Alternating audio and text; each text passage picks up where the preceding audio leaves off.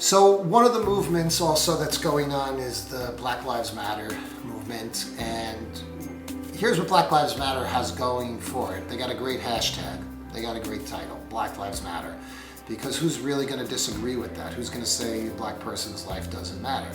But there's a difference between saying each individual black person's life matters and the organization BLM, which is a Marxist organization looking to overthrow the United States of America using race as their pretext. So in this movement of these people rioting, even the Antifa, there's a hardcore base of them who are Marxists and anarchists and looking to overthrow the country.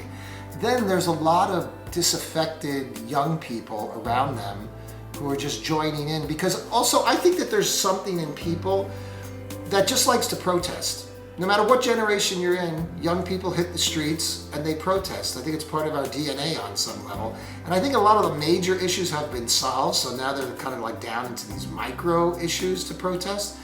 But also a lot of these young people, and I've spoken with young people about this, and they actually expressed this to me. A lot of these young people are angry because of lack of a family structure, being raised with absentee parents, or in many cases the parents are acting like the children. They're like their pals, as opposed to their parents. And a lot of these young people have grown up with no direction whatsoever. So now when Black Lives Matter or Antifa comes along, they're willing to follow. Like I said, if they're not going to follow the role models of good men, they're going to follow the role models of bad men, people with corrupt intentions.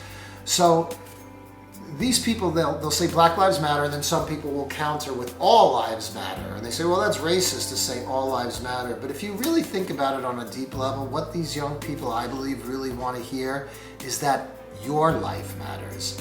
And to me, that is really the point to make, because it doesn't matter what color your skin is or what your sex is or your sexuality, no matter what it is, your life matters. You as a person, you matter. And I think if we speak that message and get that message across to the young people, it will resonate.